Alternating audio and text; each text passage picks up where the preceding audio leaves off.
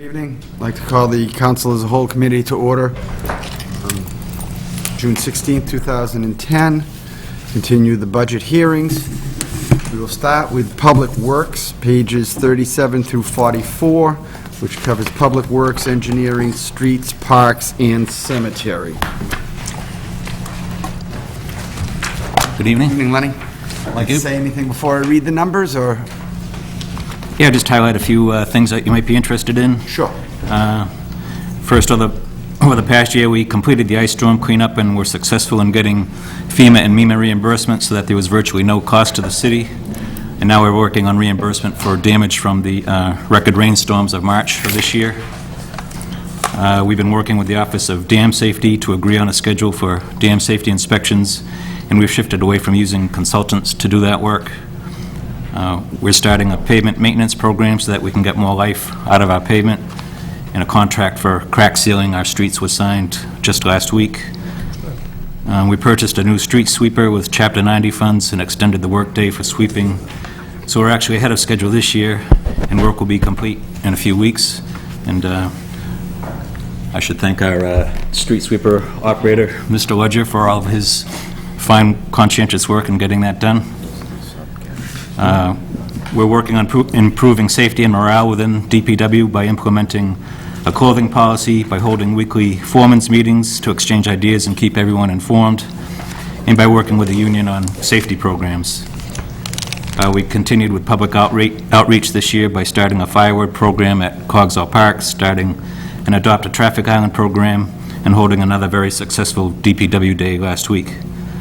Concerning the budget, I'd like to point out that both the fiscal year 10 and 11 budgets, including funding of $95,000 in DPW labor with CDBG grants.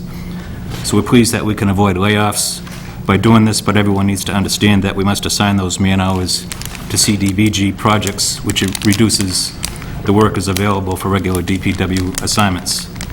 Not to sound like a football coach, but injuries killed us this year.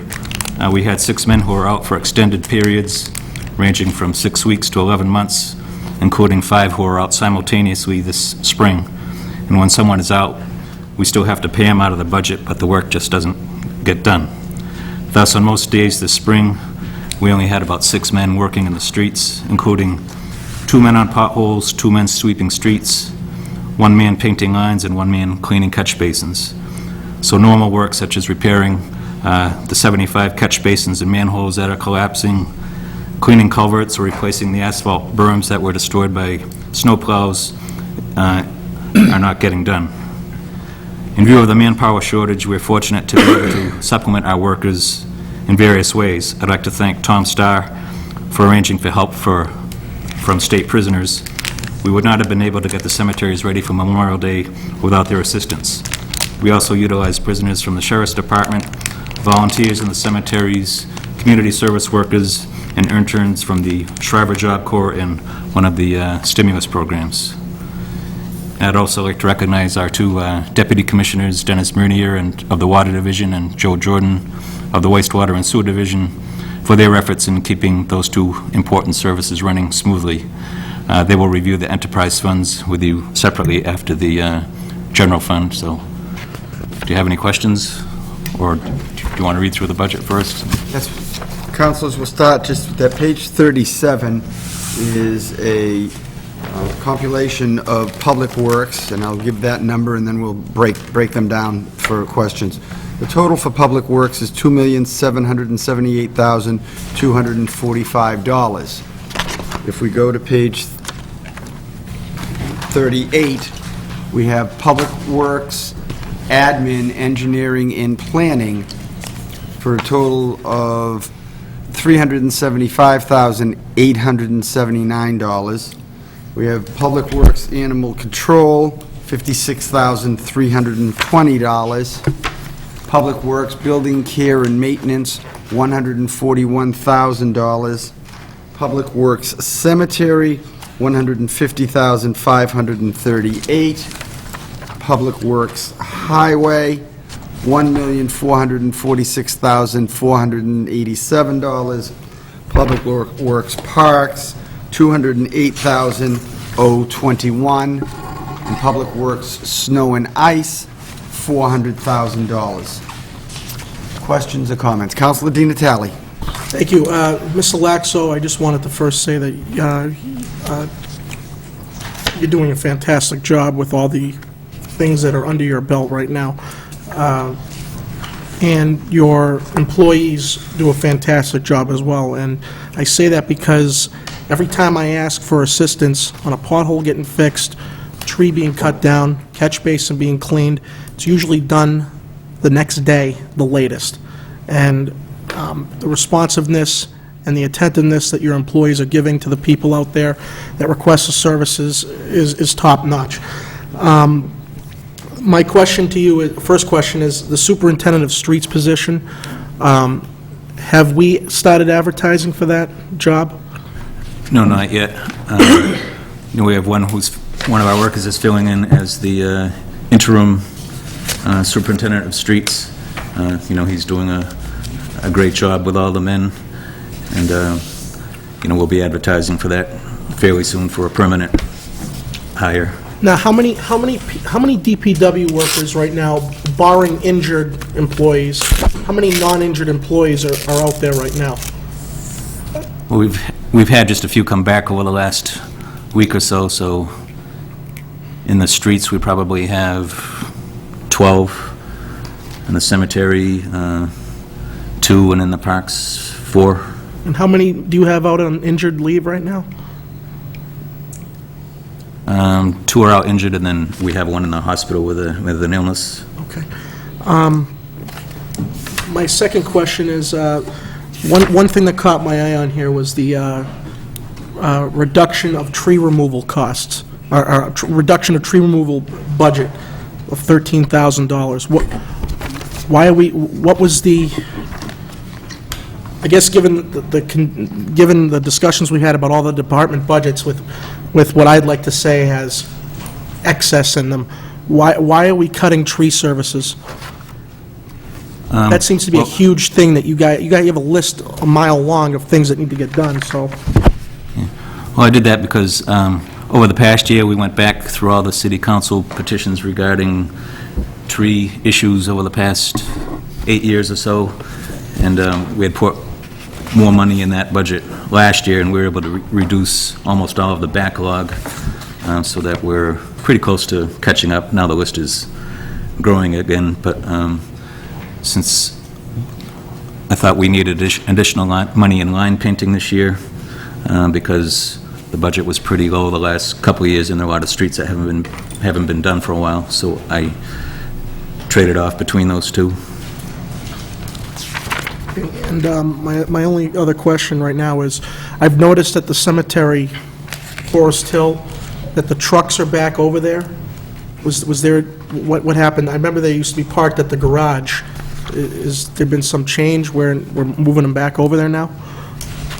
Yeah, we felt that by having the cemetery workers punch in at the DPW yard in the morning, they wasted a lot of time by reporting down there instead of where they're actually doing the work, so... Well, I think it's a good move. So they're punching in at the cemetery to save that travel time. I think it's a good move. I don't know why it was changed, because when I was summer help there many years ago, that's what we did, so it was a good move, but that's all I have. Thank you. Councilor Joseph. Couple of questions. Street light was always one of the things that fell under DPW Public Works. What page is street lights on? 42, Council?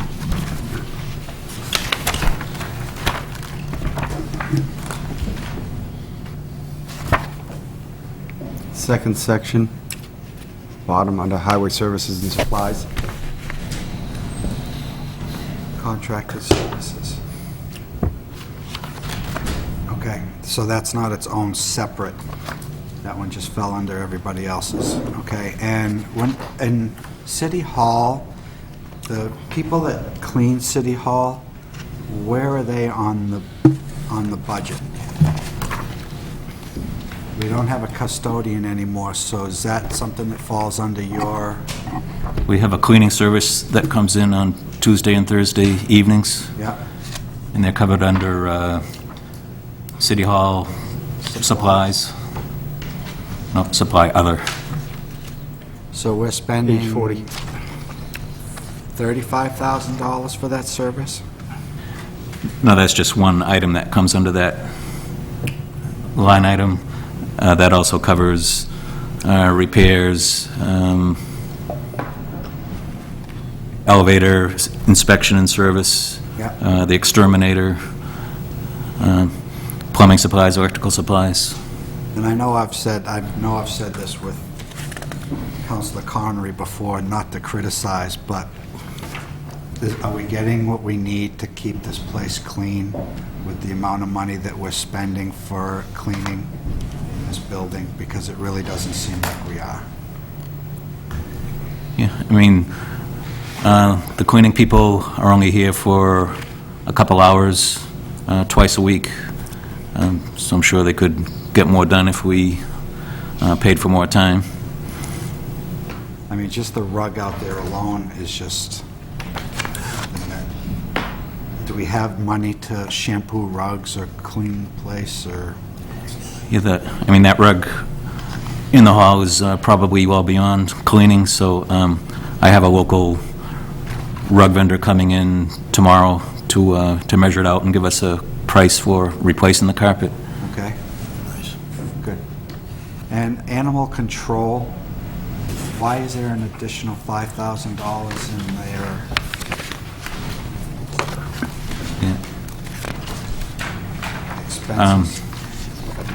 Yeah, that's based on this year's experience. Due to the economy or whatever, there are lots of abandoned dogs out there, so she spent much more than over the last couple of years in expenses. I mean, she's already spent over $18,000 this year, so, she'd be even over next year's budget. Okay, so even though we've supplemented the FY10 budget to be over $10,000, it's really $18,000, Right, mm-hmm. and we're budgeting $15,000 next year? Yes. Hopefully, things will improve and we won't have that problem with abandoned dogs. But we'll see how it goes. I guess I'm all over the place in the budget here. Okay, so I guess my issues are cleaning City Hall. Are we doing enough to make sure that the place is clean? I know that the departments sometimes are responsible for cleaning inside their own offices, but is that legitimate where we should have a contracted service or somebody doing that job? Animal control doesn't really have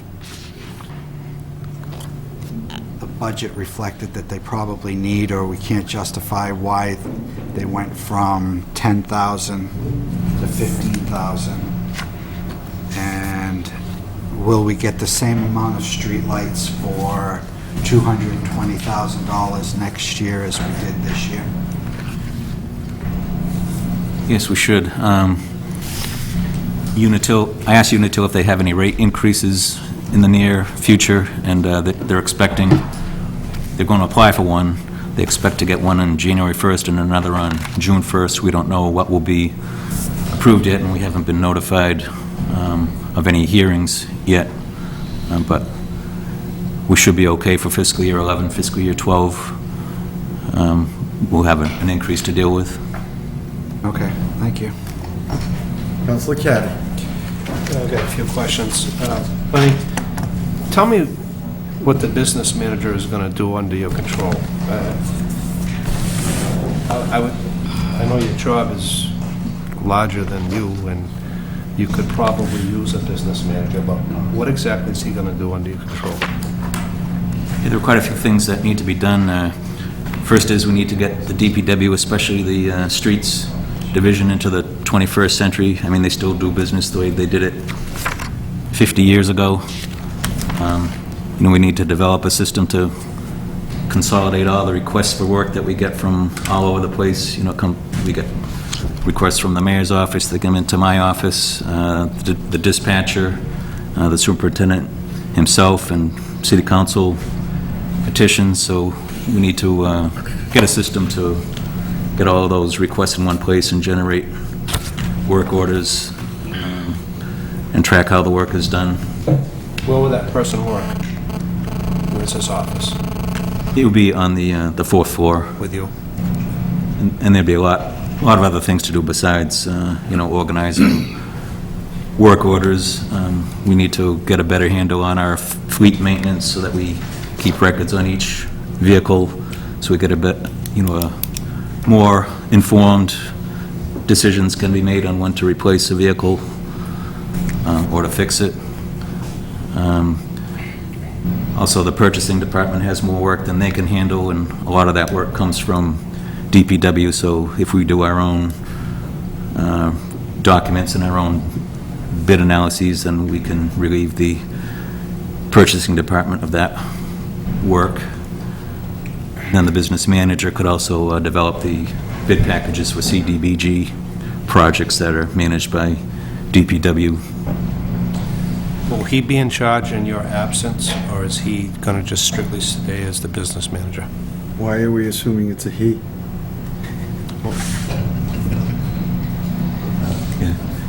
Yeah, I mean, he or she would be strictly a business manager.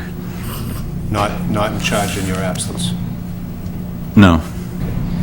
And community development director under your control. What will he be doing under your control? You mean the community development director? Community development director. Well, that was zeroed out in FY11. Oh, I'm sorry, okay. A comment on the superintendent of the streets. John Anderson did a wonderful job. He retired, and we have one of our own people standing in right now. Is there a possibility that you don't have to go out to bid and keep that person? It seems as though the city's looks better this year than it ever has. It seems as though the people working are very happy with him. Is it possible that we can give him the job, or do you have to still go out to bid on that? Yeah. I'll have to talk further to the individual. He deals with things like, belonging to the union, which I think that individual still wants to stay in the union and, stay in Local 39. He's doing a great job as far as organizing the work and, telling, what each crew, what their assignment is for that day, and for keeping them all informed of what's happening, and they all appreciate that. So I'm thinking we might, if that person doesn't become a superintendent, he could become a general foreman or something like that, and handle all the field part of the job, as opposed to all the office work that goes with it. Just an observation on my part, he looks like he's the right person for that superintendent's job. And then lastly, we budgeted in 2010 $10,842 for sidewalk maintenance.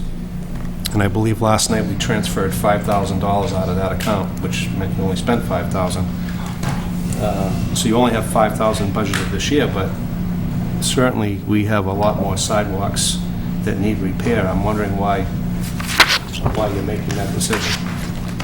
It's just due to lack of the people to do the sidewalk work. I mean, there are plenty of sidewalks that need to be addressed, that's for sure, but right now we don't have the manpower. So you're putting a priority somewhere else. Right. Thank you. Councilor Conry. I have a few comments and a couple of questions, Mr. President. I really don't have a problem with the business manager's position. The problem I have with that is that we are saying that the purchasing department needs some help. So there's an apparent backlog of work there, things not getting done. We have been adding duties to several department heads, but nothing in purchasing. How many actual hours a week is the purchasing agent in this building? I'm hearing things that people are getting backlogged, people can't get things done. Is that person working a full 40 hours? She hasn't been for quite some time now. I hate to be callous, but, you know, if you've given somebody a job to do and they can't do it, then you better get somebody to do it, period. I'll leave it right there. I'm glad to see that you have line painting in your budget. Has that contract gone out? Yes, in fact, I just heard from them today that they'll be working on July 8th and July 12th. They work during the night, and they can do the whole city in 2 nights. I think that is a very important public safety issue. I believe that it also enhances the image of the city to see that the lines have been painted and everything isn't faded, and I understand the position you're in financially, so I'm glad to see that's being done. As far as animal control is concerned, I believe I checked last year with Mrs. Farrell. Am I correct in saying that's about 1,500 licensed dogs in Fitchburg, roughly? So if we got 1,500 licensed dogs, I wonder how many unlicensed dogs we have. I think that every penny that we spend in that animal control area is very important, not only for bringing revenue into the city, but also keeping some of our residents safe from some of these breeds that have caused problems. The other issue that I would like to ask you about, Mr. Loxo, is traffic lights. There has been a traffic light out at Laurel and Putnam Streets heading southerly. I talked to the city electrician about it, and he indicated to me that a part has been ordered for that light. It's a yellow light, caution light. That light has been out for at least 2 months. And he indicated to me, and I'm not telling tales out of school, that we really don't have a lot of traffic lights on the shelf if something happens. Is that true? That's right. I mean, traffic lights are part of the building department, but I know from my time in building department that the stock has been depleted. So if something needs to be replaced, he usually has to order it now. Are we planning on stocking anything in that department in this new budget? I'm not sure offhand. I'll have to talk to Harry about what he needs. I think several councilors were called when the traffic lights went out at Pearl Street, John Fitch Highway. They were out for several days, and apparently there was a problem there. The other thing that I'm pleased about is that you're having someone come in and take a look at that dirty rug. Excuse me, Councilor Joseph, but you are correct. I'm glad that someone's coming in and taking a look at that. I would suggest that we put a tile floor out there, but I don't want to create a conflict of interest here in the council, so, but that rug definitely needs to be replaced. And as far as another portion of City Hall, are we using any community service people from the court, from the Fitchburg District Court, where they, instead of sentencing somebody on a misdemeanor, so to speak, that when they have somebody do community service, are we utilizing any of those people in here? Well, we use them up at the cemetery, but I haven't heard of them working in the building.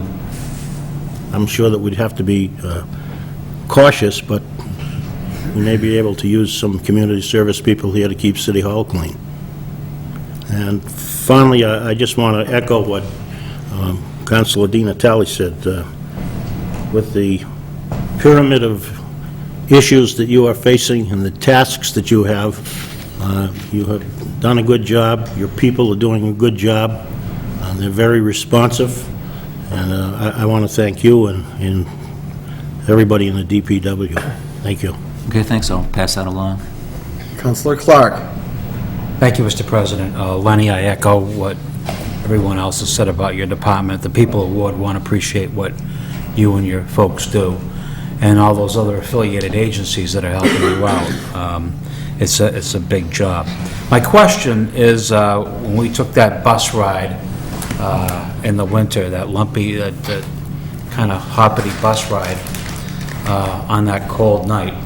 We stopped on Water Street down around St. Bernard's, and we took a look at this new technology, the new kind of lights that were supposed to maybe light up the city more for the same cost, or around the same cost that they were budgeting for, but we get a little more light out of it.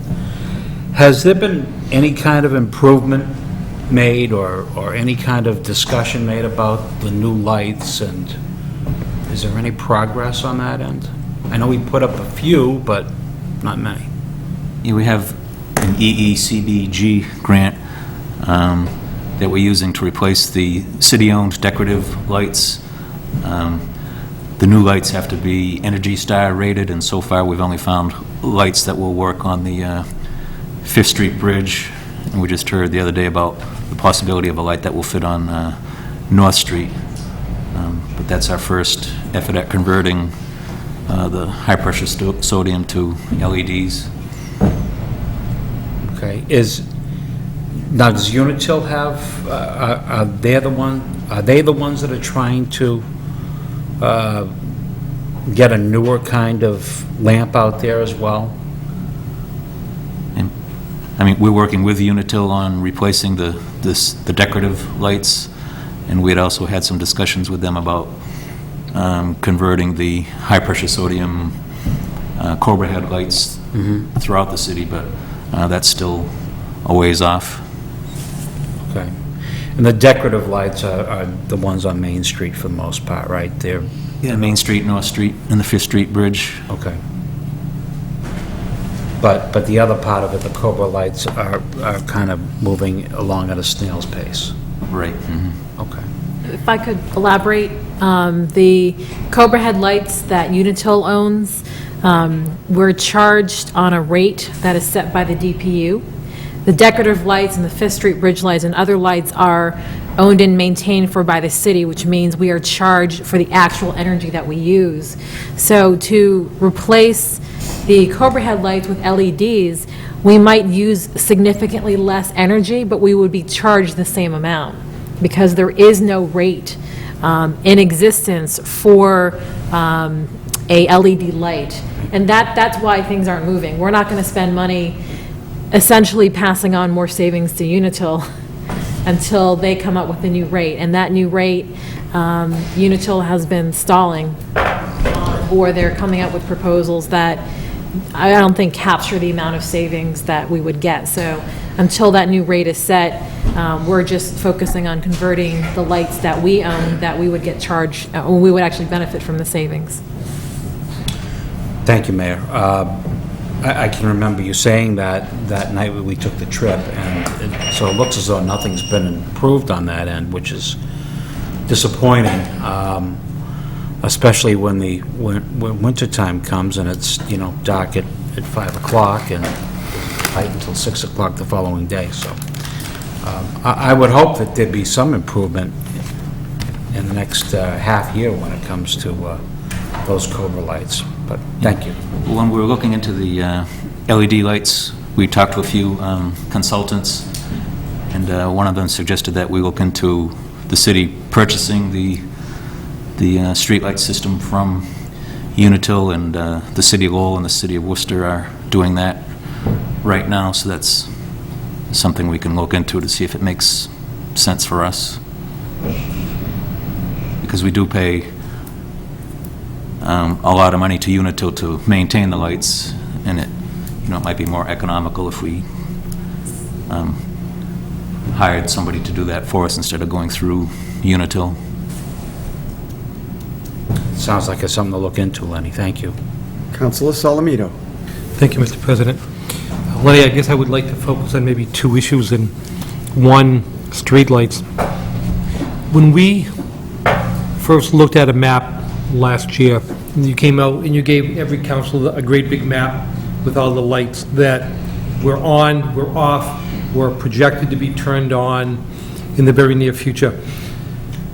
Some of those lights that we were told were going to be turned on in the near future, do you know how many of those were actually turned back on? I know some in Ward 5 were scheduled or projected to be turned back on but they weren't. A few were, but some weren't. Do you know how many of those projected lights actually went back on?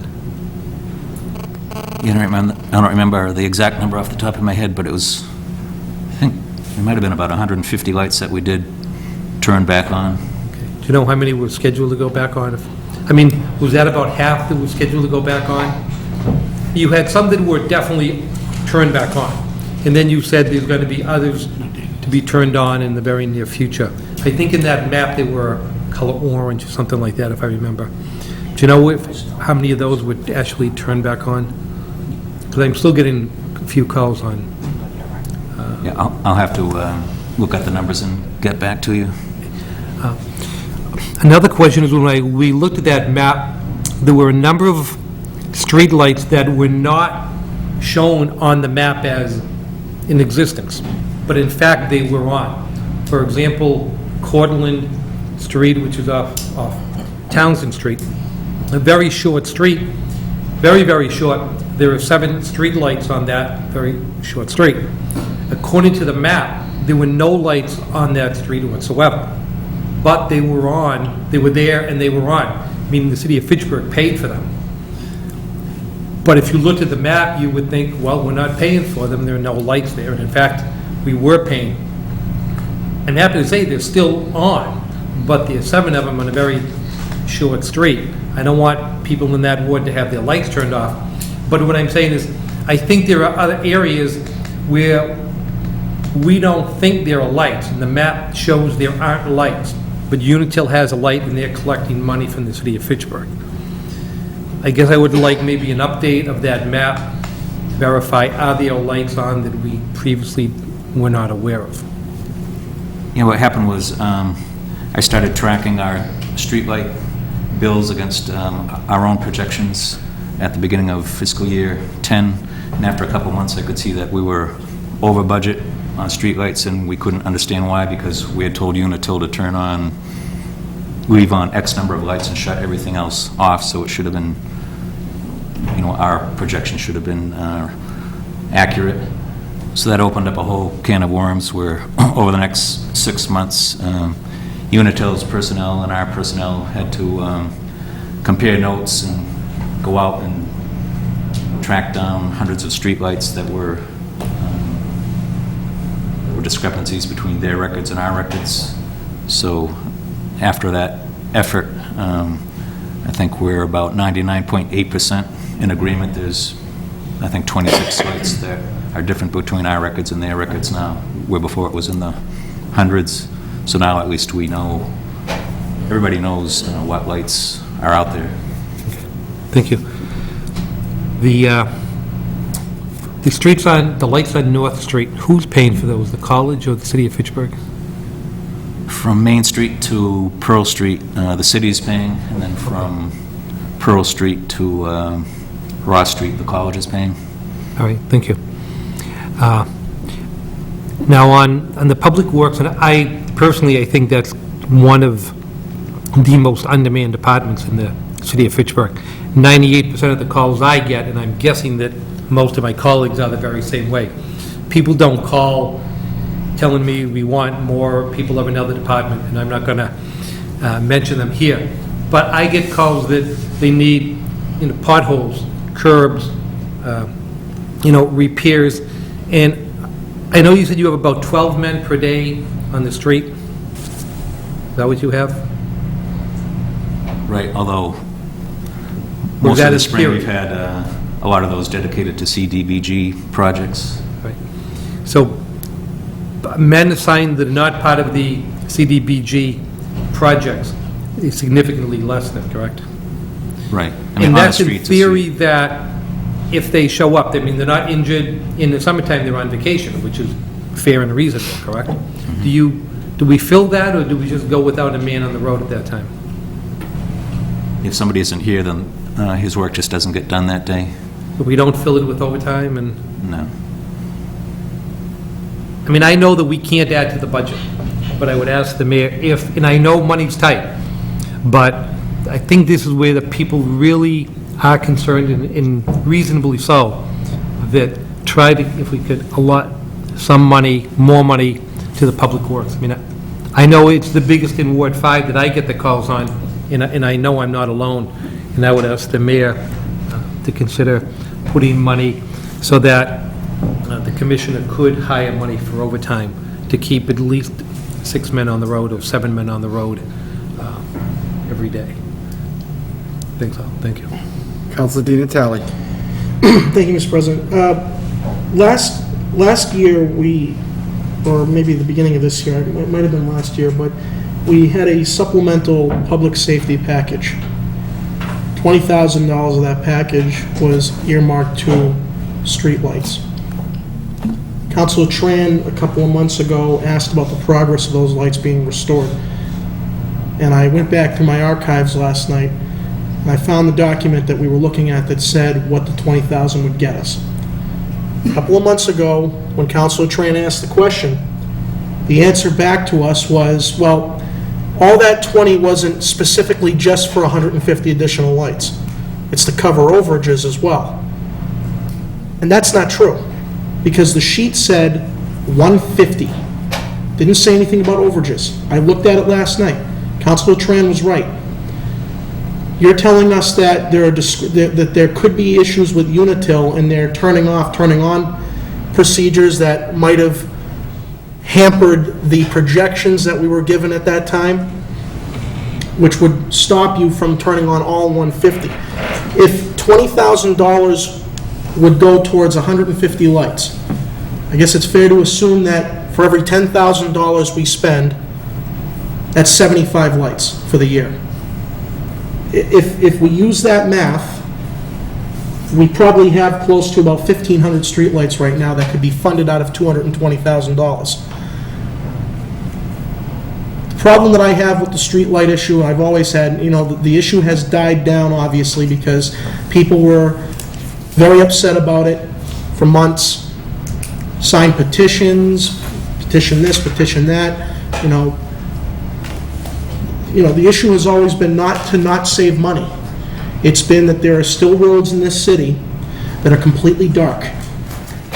I drive down them all the time. Mount Elam Road is one example. Pearl Hill Road's another. There is several hundred yards without one light on. It is pitch dark out there. And, my biggest issue with that was saving money, excellent. Do you need 7 lights on in one little street? Absolutely not. But to have 1 light on at an intersection and then have 6 in a row off for probably 500 yards and then have another one, I think is ridiculous. And I'm still not happy with the way we've deployed the lights being turned on, but the math that I worked out, $10,000 would get us 75 more lights. Roughly, $10,000. So when I hear people say that money is tight and that please fund this, again, with the allocation priorities, I am not going to sit here and bob my head that we don't have 10,000 somewhere to turn on more streetlights, or we don't have 10,000 somewhere to pay for more DPW services. And next week, I'm going to be presenting a packet to all the councilors and to the city clerk on a wide range of cuts, because I received last week a ton of information from the auditor on encumbrances, because I'm always told, don't cut us, we have encumbrances. Well, guess what?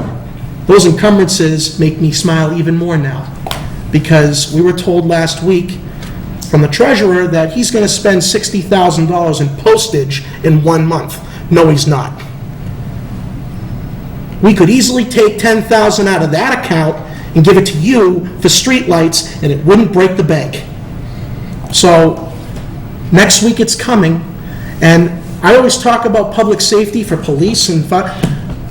You want to spend money on bodies, DPW is even better, because Council Salmi was right, I agree with him.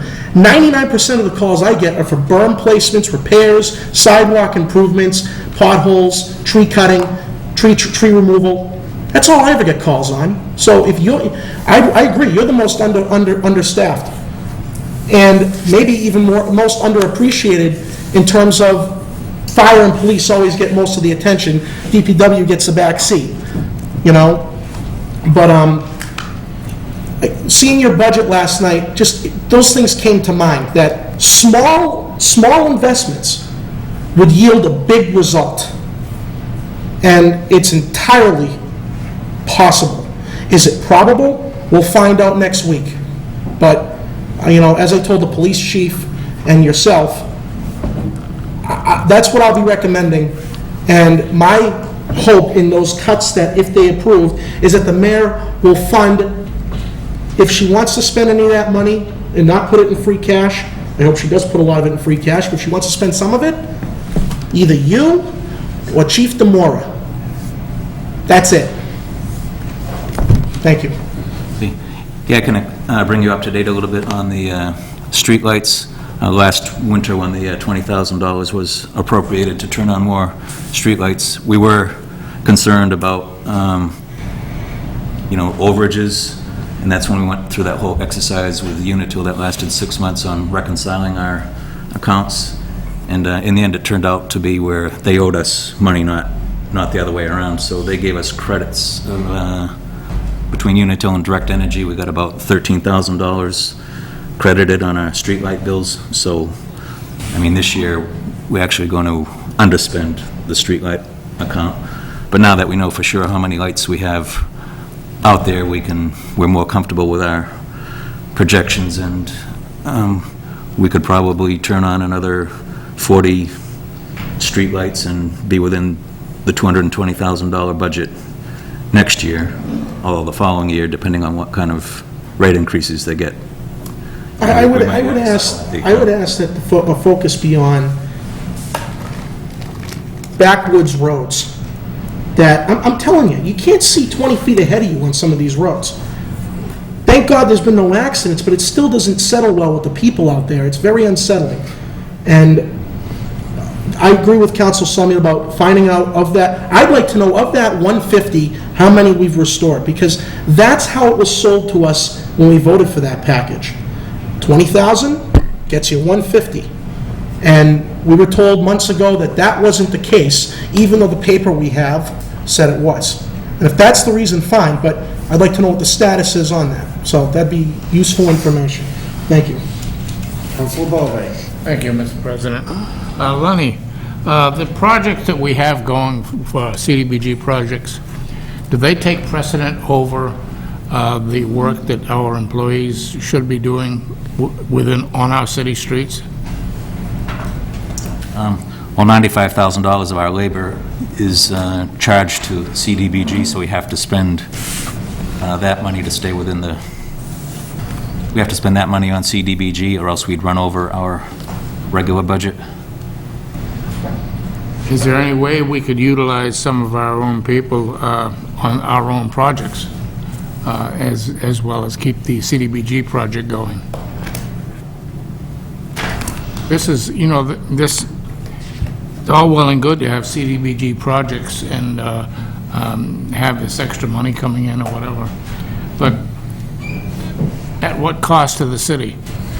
We have streets that are falling apart. We have so many things that need repair, but they cannot be repaired because the people who we would normally utilize for these repairs are working on a CDBG project. But on the other hand, without the CDBG money, we would have had to lay 2 or 3 people off. So when do we get our own projects cared for? Excuse me? When are we going to get our own projects, not the CDBG projects that are funded, but when are we going to get some of our maintenance problems, street maintenance problems taken care of, and how, since we don't have the personnel to do it? Yeah. I mean, right now, we're doing everything we can within the budget that we have. I realize that. I'm in the office almost every day, checking on projects and what have you. And I know that our employees are stretched to the breaking point with not only overwork, but also, in many cases, substandard equipment. We need help. This department really, truly needs a lot of help. our employees that we have are, well, we used to have 35. We're down to 11, and some of those are out sick many times. So we don't have the personnel to do the jobs. But the personnel, the people we have in our Public Works Department ought to be working on our streets, our sewers, our berms, and what have you. I know that CDBG project is going to be a nice thing, but I don't imagine it's going to be used for another 2 or 3 years by the time they get all the housing and everything else all straightened out. It's going to sit there. It's just an observation, and I think maybe we need help. Thank you. Council Reynolds. Hello. My question is, do you know when the streetlights are turned off and on, the time? And does it change during the year? Does it equal the sunrise and sunset? Yeah, there are sensors so that it depends on the light, so it happens automatically. It's all censored. Okay, thank you.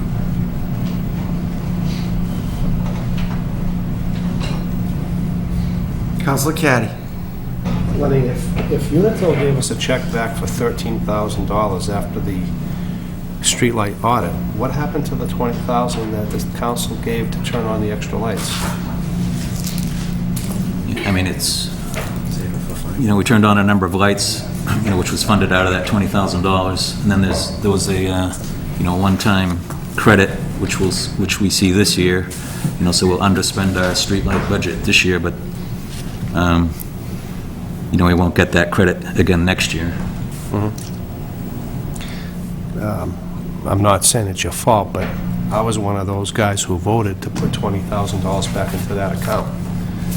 And I was also told there were streets in my ward that were going to be turned on, and they weren't. And this was a hot issue, and the only reason it hasn't stayed a hot issue is because the council has had other things before it, and we kind of backed away, especially in budget season. But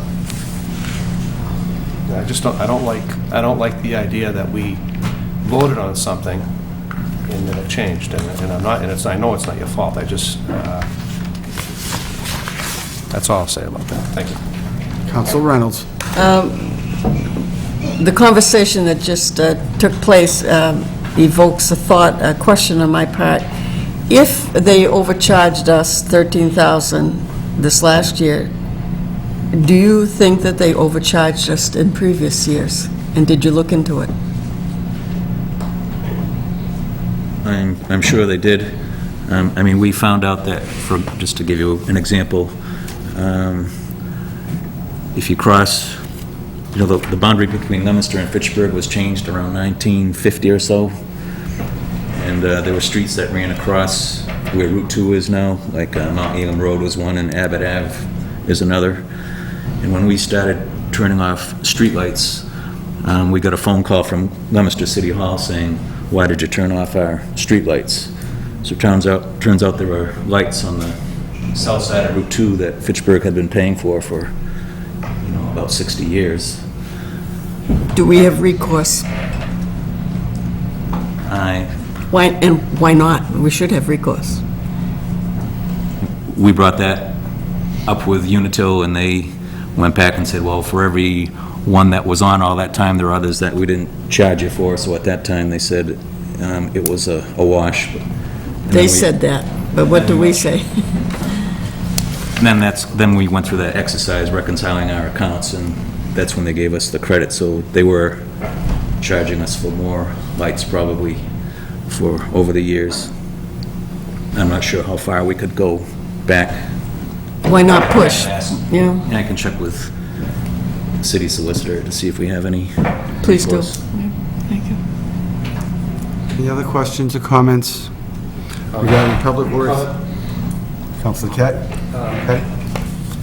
Maybe this council should help the commissioner, and we should invite Unitil to come in and explain themselves in public about this. I don't have a problem requesting that they come in to discuss it. I mean, basically, I think they told us it was, poor record keeping over the years. You know, a few lights here, a few lights there, you know, wouldn't be recorded properly, and, you know, before you know it, you have a few hundred extra lights out there. Councilor Joseph? Just a comment again to echo what my fellow ward councilors said, the work that's being done in the wards, especially this year, street cleaning, the potholes being repaired with the patch work with the new machine, that stuff is going 100% better, and there's been a good turnaround. You're doing a good job, your department's doing a good job, so that's something that shows out in the streets, and that's the quality of life thing that I think that we look for when we pay our taxes. And the only other question or thing I wonder about is the dog officer. Do you really feel the dog officer belongs in the DPW? I don't think so, no. I mean, I think it'd be more appropriate in the police department, personally, just with the types of issues that she has to deal with. More often than not, she's in the middle of a neighborhood feud, and she gets caught in the middle. You know, so sometimes she needs assistance in dealing with those issues. I still see that we could possibly send a letter to the mayor or something and ask again. I know that's been the one person that's gone from Board of Health to Police Department. You should probably go back again. But I really feel that that is a job that belongs in the police department. And I thought that it was a good home in the police department. She got the services, the support that she needed from the other officers. If she did have to go out on calls for disturbing the peace and things like that, she could bring a police officer with her, and they could ticket them for disturbing the peace. I don't think she can do that kind of stuff. It's just, I would like to see that the dog officer be put back into the police department where I think it belongs. You know, a few weeks ago, I checked online at the websites of cities similar to Fitchburg, and the majority had the animal control officer in the police department. There were a few where the animal control officer was its own department, and then there were a couple where the individual was in health, but I didn't see any in DPW. That's my only comment. Thank you. Councilor Di Natale? We had this discussion last year, and I believe the animal control officer was in the police budget back in 2006. I don't know why it was moved out of there and why it transferred over to DPW, but regardless of the reason why, you know, to add insult to injury, a lot of the research shows that it's in the police where it really belongs, as Councilor Joseph said. I say, what the heck, let's cut this line item to zero and ask the mayor to move it to the police budget. That's just a thought I have, because we talked about this in '08, we talked about it last year, we talk about it this year. I don't know if anybody would go along with that, but obviously we want an animal control officer. We're not cutting the position. I don't know any other way to get it through to the mayor that we'd like it, we think it makes more sense to be in the police department, other than cutting it and having her go and reallocate it to the police. I don't know, I wouldn't make that as a recommended cut yet, but I'm just, something to think about. I don't know if anybody would go along with that, with a stipulation tied to it. If I could just comment on it, Councilor. As Councilor Joseph mentioned, the animal control officer has been in the Board of Health, has been in the police department, has been in Public Works. I don't think the animal control officer has moved from one department to another because any of those departments have requested that it be part of their department. I think what's happened over the years is it's a difficult department to run, and nobody's quite sure where it fits, and I think that's why it has been moved around. I don't disagree that it probably best fits in the police department, but I think we need to just send something to the mayor and suggest that she give that consideration, that the council. Just to follow up on that, I think if you look in our ordinances, that if, like, I believe one of our previous mayors wanted to cut out the animal control officer out of the budget, and in doing so, it was a requirement that the chief of police assign somebody to be the animal control officer. So it was the chief of police that was supposed to assign that person. So if there was nobody assigned, then by default, the chief of police was the animal control officer. It had nothing to do with the DPW, and it's in our ordinances that way. Councilor Reynolds. This is a subject here that seems to be delicate and I believe needs clarification, and I'm speaking on behalf of the people. As I believe my responsibility is to guard the people's money as best we can. The delicate situation that I hear regards the purchasing agent. The question was asked by Councilor Conry, is the current purchasing agent working a full week? And I believe that the answer that Mr. Laxo gave was she has not been, or she, I don't realize it's a she, has not been for quite some time. I would want to say why. And then further, I believe as a ramification of that, you're considering shifting purchasing request from the purchasing office over to the DPW. I believe that this situation needs some work and clarification, and I would like to understand the situation better. Can you inform me further on this situation, Mr. Laxo? I probably shouldn't get into why she's not... Yeah, I think we need to be careful regarding job performance and individuals' responsibilities and their time when they're here and not here. There's laws that require that person have the right to be in the meeting and have representation anytime you're going to discuss the job performance. And so, well, then, I'm just saying that perhaps this is an elephant in the room that I would like to recognize, and I would like to have clarification on this issue. Thank you. any other questions or comments regarding public works, engineering, streets, parks, or cemeteries? Thank you, Mr. Laxo. Thank you. We'll move forward to the water enterprise, page 58 through 61.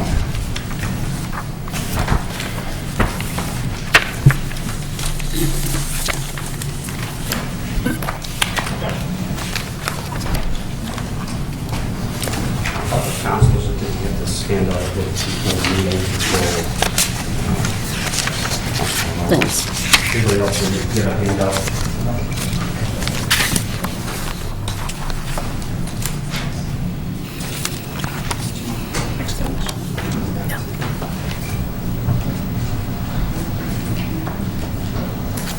Good evening, Mr. Munier. Good evening, councilors. Councilors, we'll start on page 58, water enterprise summary, $5,552,887.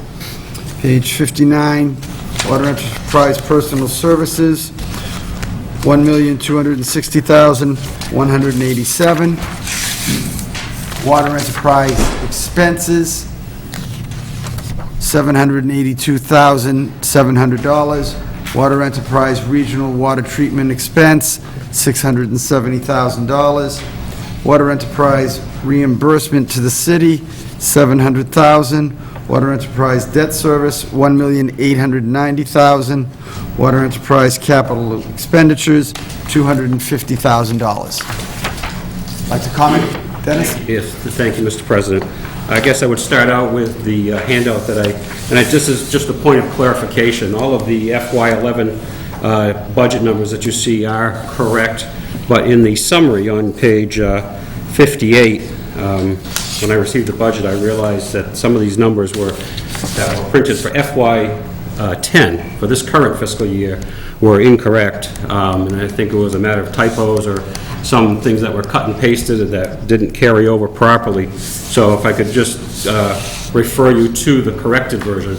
This should replace page 58? That's correct, and I don't have the authority, Mr. Saracen could comment on it, of correcting the mayor's budget, but this is, I just wanted show, because obviously it showed that the personal services were increased by 31%, which is Not true. certainly not the case. Right, the bottom line for council is to note, I would guess, in relationship to the sheet that Dennis has handed out, is that the bottom line for FY11 stays the same at $5,552,887. That's correct. Some of the differences between this fiscal year and FY11 are, you can see clearly from the corrected version. And when we go through the line items, I can show you where those things changed, if you would like. I guess secondly, looking back at this fiscal year, again, I would like to thank the people that staff the water department. They are I've been here almost 23 years now, and they are as dedicated a group as I've seen in the city. They take their job very, very seriously, protecting the water supply and delivering clean, potable water to the citizens of Fitchburg. So they, in my opinion, they should be commended, and I'm very privileged to work with that group. Again, looking at this fiscal year, you all voted on, and I appreciate the vote for a rate increase back in November. And as we explained at that time, a rate increase put in place in November doesn't really go into effect till 5 months later, so that the revenues from that rate increase of 40 cents back in November, we saw for FY10 3 months of increase for that rate increase that was voted on in November. So consequently, my projected revenue for this fiscal year is going to fall a little short, but fortunately, I had that in mind looking at it when the rate increase did pass, and through a combination of cost-saving measures from personnel expenses and some postponing some capital projects, and then having the good fortune that some of the dam work that we will have to do in the future has gotten pushed out to some future years, we were able to save a significant amount of money on the expense side, probably in the $600,000 range when all is said and done for the fiscal year FY10.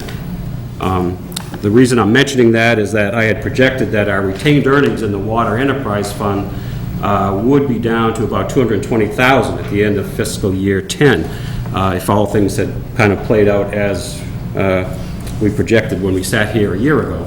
I believe at the end of this month we will not need to use as much of the retained earnings as we had projected, and the retained earnings going into FY11 should be, instead of $220,000, should be up at probably at around the $500,000 range. Again, I don't want to sound like we don't have things to do. We do, but I was very concerned when I sat here and looked at the water enterprise funds and the dwindling of the reserves, and I think it's only prudent and fiscally responsible to keep a reasonable reserve. And so I tried to do that over this past fiscal year, and save a little money and hopefully have a little extra reserve going into this year, and that we can continue forward that trend over the next few years. I would comment that over the last 4 to 5 years, we had used, again, significant amounts of retained earnings to balance the Water Enterprise Fund. I am proposing a budget, and the mayor has proposed a budget that will use no reserved earnings or retained earnings for FY11. So we're hoping to raise enough revenue to cover all of our expenses without using any retained earnings for FY11. The other significant changes looking forward to FY11 is a lot of on the personnel side. The laboratory director retired in December after many years with the city, and it was a big loss, but after looking at that position and the personnel we had on board, consolidated those duties between the chief operator at the treatment plant, the trained and licensed operators that we have there, and gone out to use a contract lab for some of the analysis that was done in-house, and then taking on some of the responsibilities myself. So that position I've not funded this year, so that will remain unfilled for this year. We'll look at that again every year and see how it best serves the needs of the department in future years. And on that same line, the Water Systems Manager retired, John Bozzato, during the fiscal year. And I was very fortunate to have a very, very well-qualified individual in the department, David Berger, who has stepped up and filled that position. David is an excellent employee with an incredible knowledge of the distribution system in the city. And he was the junior hydraulic engineer. So far, I've chosen not to fill that position, and he's kind of covering both positions, again, shifting some of those responsibilities to other personnel in the department and myself. So those are two significant personnel changes. One thing I am asking is that a primary operator that was not filled last year, we had 3 primary operators in years past. We had a retirement. I did not fill it last year, but with the increased responsibilities for the labs, which a lot that falls on these primary operators, I am asking to refill that position this year. So we'll have 3 primary operators and 3 secondary operators. That gives me more flexibility to not only do the lab work, but to cover our 2 water treatment plants. Up until this year, we were probably middle of last year, we weren't running the new Falula plant as much as we are now. That's fully operational, running 7 days a week, 24 hours a day. So we, again, that 3rd primary position is valuable to me for a number of reasons.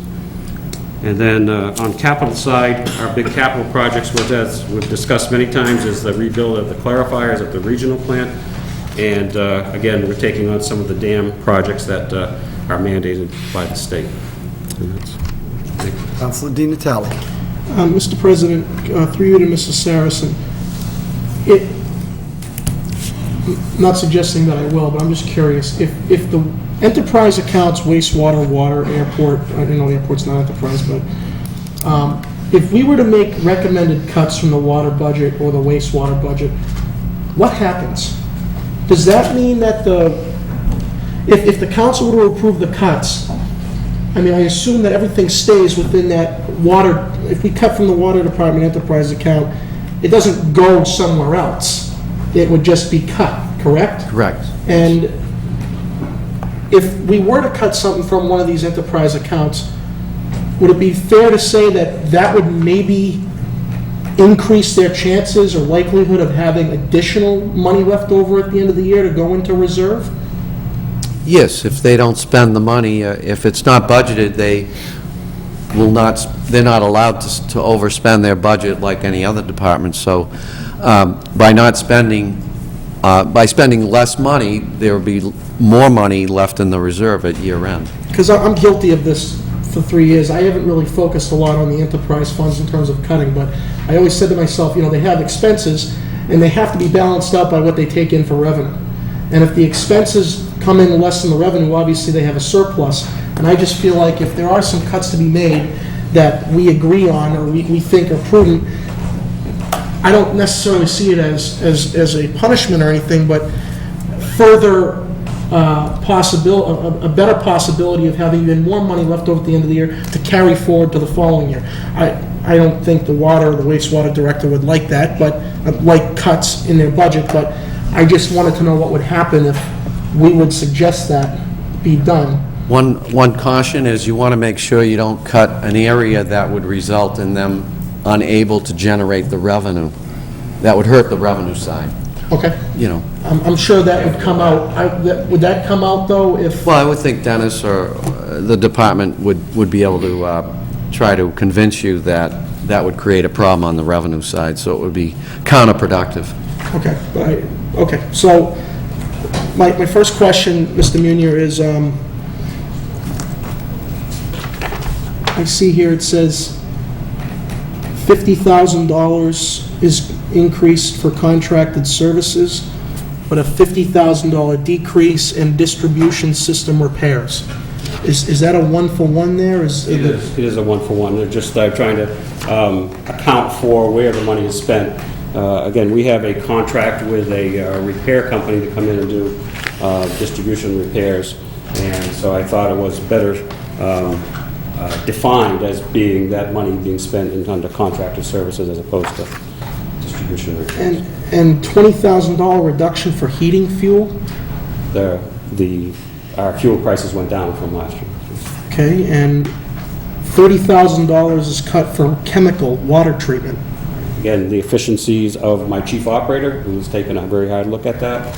And again, the individual's been here he originally worked for Fitchburg, left, came back, and he's taken a very hard look at the chemicals we use and is able to cut those. So are you projecting revenue intake of what your expenses are exactly? Yes. Okay. Thank you. Counselor Caddy. Dennis, over the weekend, you must know Falmouth had a problem with E. coli in the system. When you're eliminating the water quality manager, and you said you were going to do it, and who was the other person that may share that? The chief operator and also the primary operators. What type of education do you have to do to conduct those tests? Well, again, a lot of the in-house bacteria testing that was being done in-house is now contracted out. We do the same amount of testing. We do the same frequency of testing. We test at the same places we do, 52 places around the city on a weekly basis for bacteria. So those results come from a contract lab. But we do have the expertise in-house, too, if we had to do some of that testing. We can get it done in-house if we had to do some on an emergency basis. It seems to me, I remember a couple years ago, Leominster had a problem with a person that was testing their water. He wasn't licensed properly or something. So are you licensed? Are you, the people working under you, are they licensed, or are you going to use the contract services for that? Well, contract services are doing it on a routine basis, but you don't have to be licensed. He was reporting results that were not accurate, so you don't have to have a specific license to do the test. You just have to be proficient in doing the test. Thank you. Counselor Joseph. Couple of questions and a comment. When will the clarifier work start, and when will that hit your maturing debt? That work will be completed probably within the next 10 to 11 months. The project will be completely done. So Mr. Saracen can elaborate, but we're looking at borrowing the money this spring with some of the other borrowing that the city's going to do, and he and I have talked about that. So that's why there was a slight reduction in some old debt and then a slight addition in the new debt. So that's why the small change in our debt service, a slight increase, but that's balances, again, retiring some old debt and then adding this $1.1 million. And you said that, when did you say the retained earnings you feel would be about $500,000? At the end of this fiscal year. The end of... Yeah, I had originally projected, again, if everything worked out exactly, when I sat here last year, we would be down in about $220,000 range. And I guess I'll feel a little bit more comfortable this year thinking that we'll be in the $500,000. Okay, and then my only other comment to Councilor Di Natale, if we did cut and there was retained earnings, it would also hopefully some time in the future slow down rate increases as well. And my focus is not always to get retained earnings, because that's putting my money in their bank. I'm losing as a taxpayer, I'm losing the interest because it's not in my pocket. So I'm not a big fan of collecting retained earnings. I've said that quite a few times. But there is an amount that you need to have for emergencies and things like that. But if you do find ways of saving money in the enterprise account like this, then maybe we would be able to stop or slow down some of our rate increases in the future. Now, just, again, I know we've had this discussion for several years, but again, a reasonable reserve is, I think, essential, and only good accounting practices. And over the weekend, this past Saturday, we had a break in a 12-inch water main going across the Water Street Bridge. It's not going to cost, it's going to cost something, it's not going to be significant, but if that line had let go completely, and we have no money, to replace a major line like that, that's, again, we don't want to be here in an emergency basis asking for money to fix a major distribution system. Thank you. Councilor Starr. Thank you, Mr. President. I heard you mention that the clarifiers will be done 10 to 11 months. It's my understanding that once those are completed, you're going to be saving a very large amount on the cost of chemicals. How much can we expect next year? Okay, line item this year is $210,000. With this being finished, what can we expect next year? I don't know Savings. exactly, and I did kind of anticipate that and reduce, again, some of the efficiencies that the chief operators made and some of those savings getting to play maybe at the end of this fiscal year, so I did cut the chemical budget for this year. How much exactly it will be, I don't have an exact answer for you. All right, and sticking with the chemicals, and I asked this question a few months ago. Fluoride, I'm still putting it in the water. Last I learned, I think Mr. Shadeen at Fitchburg High taught us that it was actually a pretty corrosive chemical, and with just the wear and tear on the pipes over the long haul. But I can't see in this day and age in 2010 why it's so important to have fluoride in the water. I do believe people do brush their teeth. Counselor, I personally agree with you. It's the Department of Public Health, I've learned, and I've looked into the situation over the last few months for that same reason, and it's the Department of Public Health and the city of Fitchburg voted to put fluoride in the water many, many years ago. And it's not a simple matter of just turning it off. In fact, we just had DEP in, and we had that conversation with DEP personnel and said, no, you just cannot turn it off. You'll have to go through the Board of Health and have a vote, have a public hearings, and have it through the Board of Health vote on it. So that's something that we're glad to work with you on this coming year, getting that. It wasn't as easy as I thought then. My understanding is it's roughly about $55,000, $60,000 a year spent. The total cost, not only the chemical itself, but also it impacts other chemicals because it is an acid. We have to counteract the acidic effects of fluoride by adding another chemical that brings the pH back up. Right. So the overall cost is in that range. And that's in order to keep the pipes from corroding quicker. Right. Well, there's a corroding of the copper pipes in the home. Gotcha. Okay, thank you for clearing that up. That's all. Counselor Reynolds. You mentioned that you're contracting out the E. coli testing. Do we have in the city a secondary or backup test in case the contractor is not reliable? We would certainly hope they were reliable, but we should also be cautious ourselves. Do we also test ourselves? What we do, Counselor, is that the contract laboratory work goes to bid. The laboratories, their credentials are checked out. They do have to be certified through the state that they're qualified to do the work. We also check, background, how their reliability is. And the other way we check our contract lab is that we send them known samples. In other words, there are companies you can buy a concentration or of bacteria that we send them that's unknown. We send it in as a regular sample, and so we see if their accuracy meets the certified sample results that we buy from a company that manufactures these samples. How often do you do that? It's done about twice a year.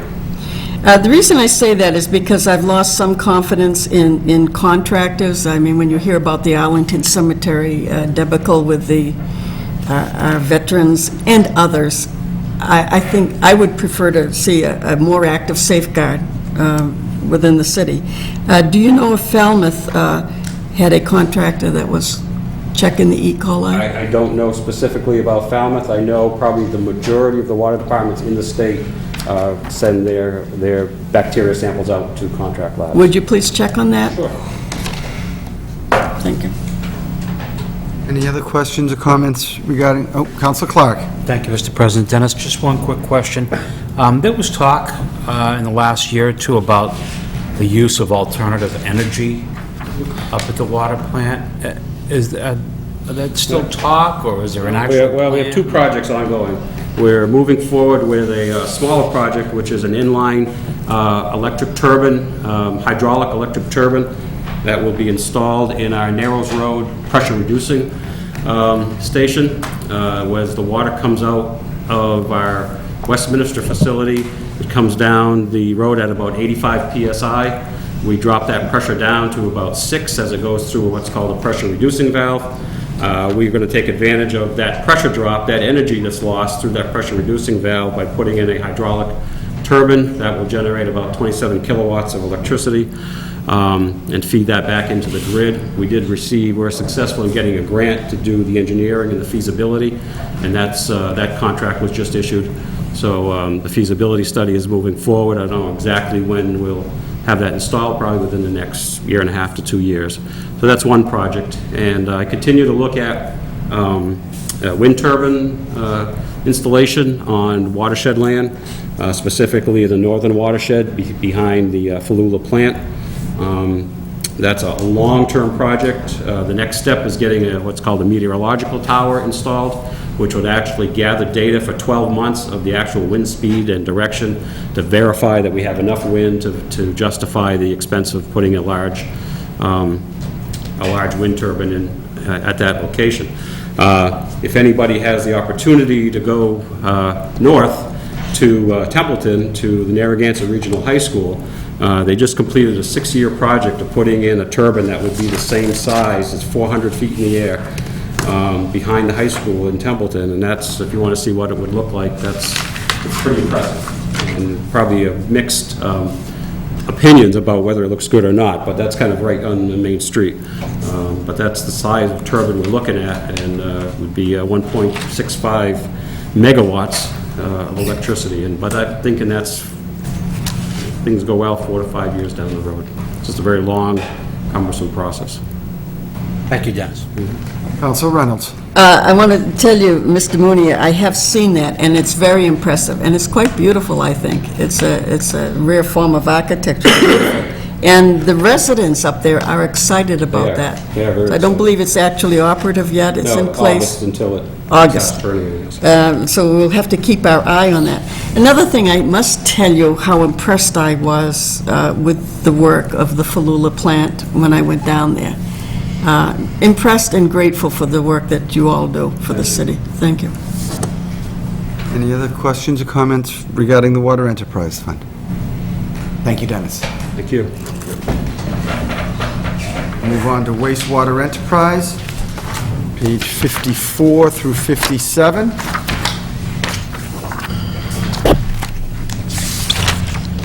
Mr. Jordan?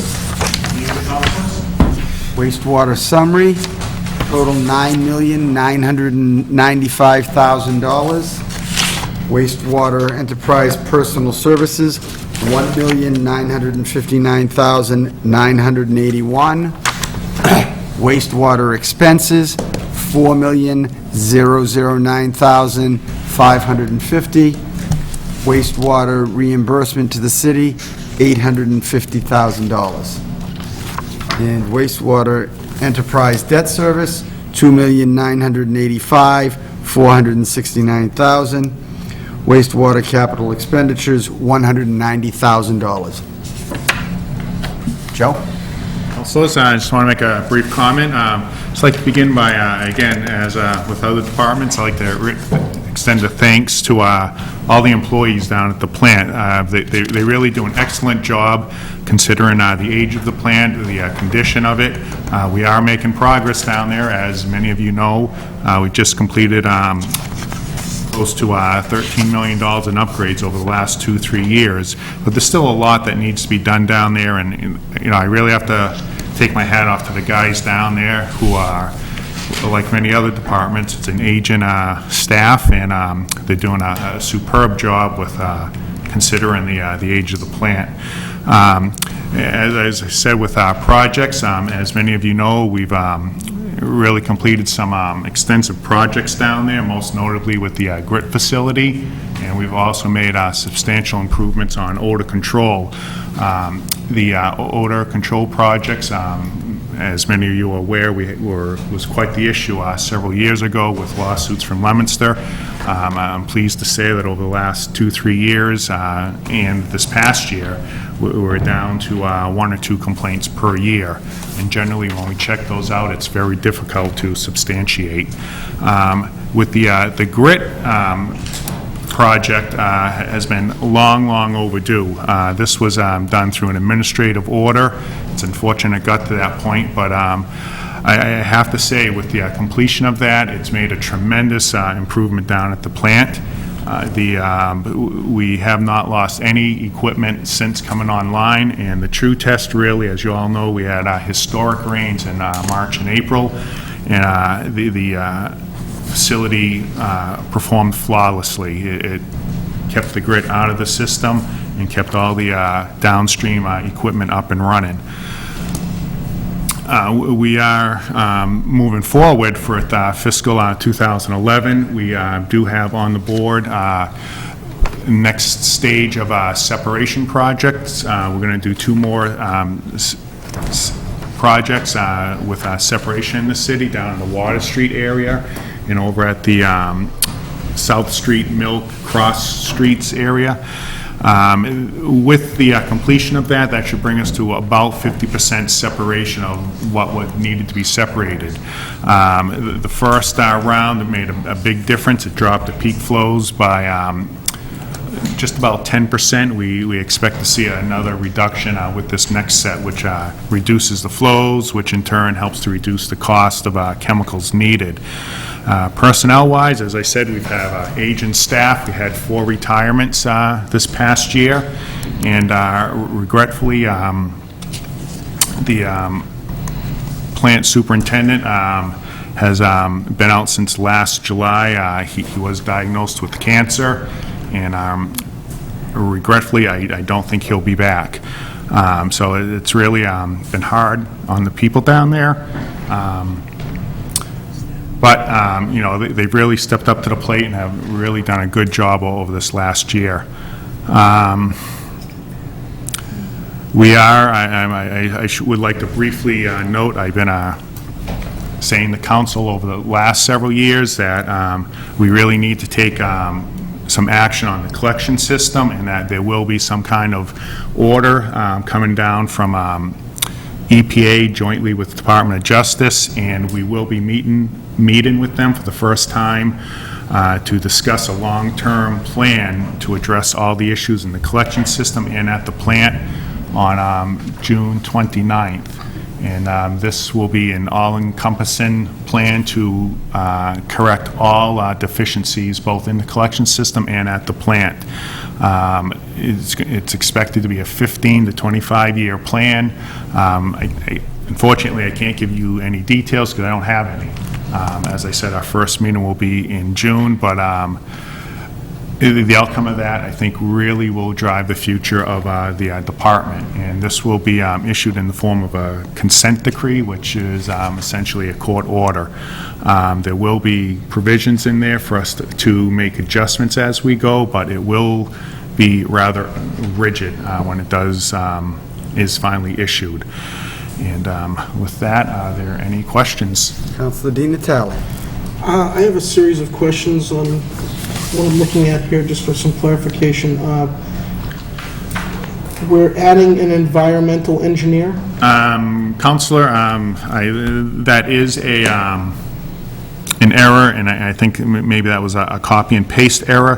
That is a maintenance engineer, not environmental engineer. The maintenance engineer is a position that we do have in the department. It's just been left vacant since, I believe, 2003.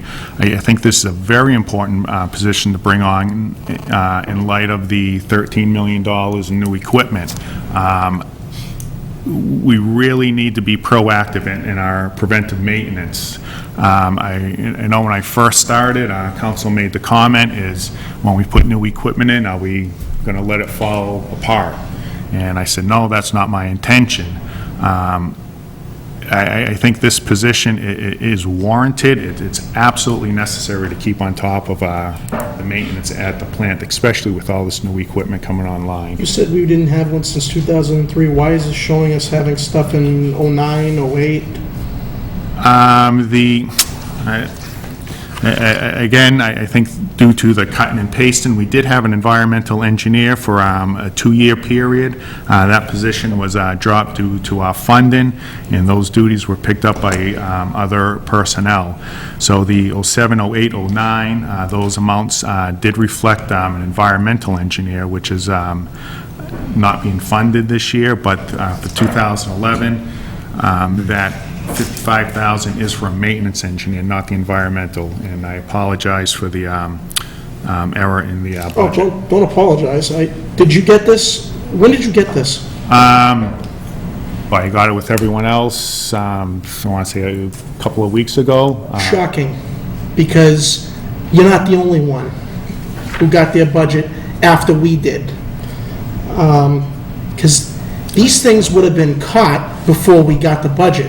So please don't apologize, to me anyway. I know it's not your fault. It's shocking news, and I say that sarcastically because we've heard many department heads say that they didn't get their budgets till after we did. And again, because I'm not sure of the exact date, but I know you didn't get it before we did, because if you did and you had a vetting process with the mayor, you would have caught all this stuff before we got it. So thank God we're asking these kind of questions, because we weren't going to be told that from the mayor. Another question I have is senior equipment repairer. Are we adding another senior equipment repairer?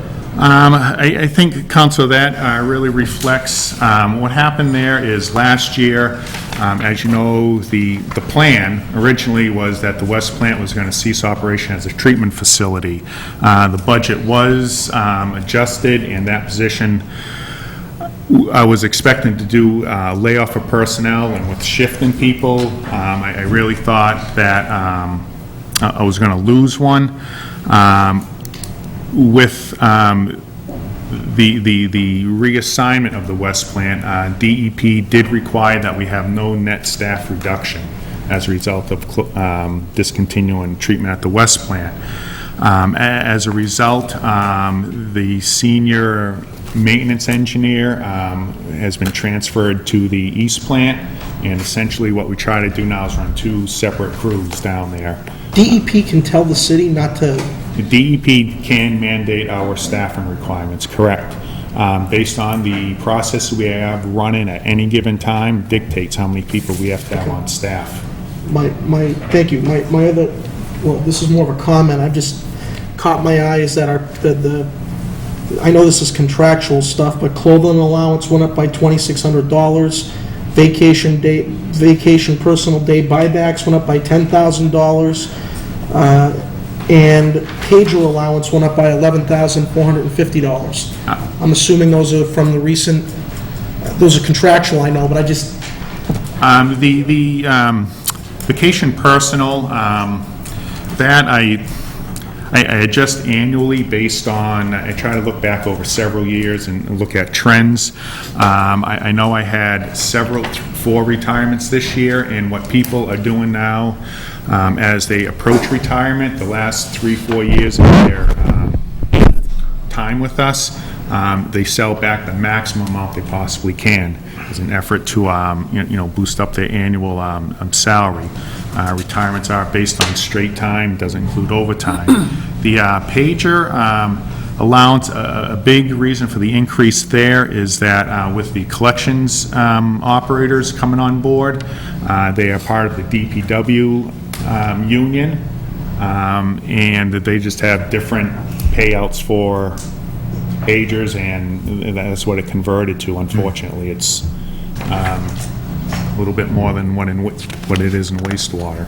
Can you kindly explain to me what the position of storekeeper means? What is a storekeeper? The storekeeper is, what that individual does is they procure the day-to-day things, the little, shall I say, the smaller items, but also when we're out looking for major replacement parts say for the primary basin, those are $60,000, $70,000 to replace the chains, for example. They're all specialty pieces of equipment, and what this individual do, he'll go out and research, find suppliers, find the proper type of replacement equipment. Some of this stuff just is not available anymore because it's so old. Is he kind of like a purchasing person? He doesn't do actual purchases, but he does a lot of the legwork to ensure that we're getting the right equipment for our needs. Because again, it's probably the first step in purchasing is to find the proper equipment. It's not like saying... Sounds like a buyer. Just gets quotes, researches the best price, and then says... Yes, and based on that, we'll review it, and then the final document does go through purchasing. Okay, I see here that we're cutting completely liquid oxygen, lime, and probably I see lime, aluminum sulfate, and liquid oxygen. Those are all chemicals that were associated with the West Fitchburg plant. Okay. So everything that went to zero are all West plant related expenses. And lastly is, I'm assuming, is the reason why we're cutting sodium hydroxide and ash disposal, is that also because of the plant closure, or? No, the ash disposal with the new grit facility, we did a lot of estimates on what we thought we might generate for grit disposal, and in fiscal 2010 we had budgeted $310,000, and we found we had no historical data to base this on. And so I went with the best estimate that I got from the engineer, and we found that really was higher than needed be. So that's why that got decreased. And the sodium hydroxide, believe it or not, that was we just signed a new 3-year contract, and there was actually a price reduction. And last question is odor control. There's nothing there. It's gone. Yeah, odor control chemicals, that was primarily something we used up at the West plant, and it was a catch-all for miscellaneous chemicals. And we really, the odor control chemicals we use at the Easterly facility are the sodium hydroxide and also sodium hypochlorite, which is chlorine. And so that just gets included into those line items. Thank you. Council Starr. Thank you, Mr. President. Councilor Di Natale well, you answered the questions. I was wondering why those chemicals were eliminated. But I am noticing an increase in the estro pretreatment. It's going up by 260%. Yes. That, what that is we need to do what's called local limits every time our permit gets renewed. This is something that we haven't done, and this is a hot button item for DEP. They said we have to do it.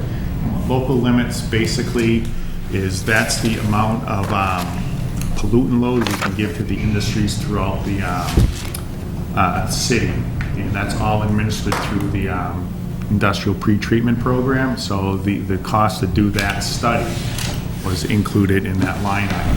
That's going to be a one-shot deal. We'll do it next year, and then that should drop back down. One more thing too, and I'm just noticing an increase of about $250,000 between electricity and natural gas. Mentioned what Councilor Clark did earlier, and I asked last year, and I'll ask every year, anything on the works as far as alternative energy? Actually, there's a couple things. We are working with the airport. They are very interested in putting solar panels in, and they've indicated that they would supply us with electric at no cost to us. Let me back up. That's deceiving how I said. We would get electric, but the cost to do the installation would be bore by the airport, who would be getting rental. They generate their own money, and forgive me, I'm not exactly sure how they're going to do it, but the airport director has a plan. And so the electricity that's generated would be sold to us at a lower cost than what we could get from Unitil. So there'd be no upfront capital outlay from the wastewater department to get this cheaper energy. You'd be buying it from the airport. I think that's who we'd be buying it from. It's something to look into. And we are pursuing that. The other thing is based on right now we are trialing the west plant flow down to east plant to ensure that we can indeed treat it down there. We've been pumping now since February, and we haven't seen any real adverse effects. Assuming that's going to go well, and assuming that we can discontinue permanently treatment at the west plant, I do have some thoughts and ideas on what we can do with the west plant that would generate electricity up there. There'd also be some heat recovery. The incinerator at the east plant is really on its last leg. It's a miracle it runs year to year. And so I'm looking at replacing that possibly at the west plant, but I'll have more information on that later in the year. Thank you, because you just answered my next question, what's the game plan for the west plant?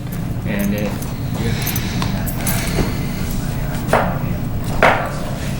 Councilor Joseph.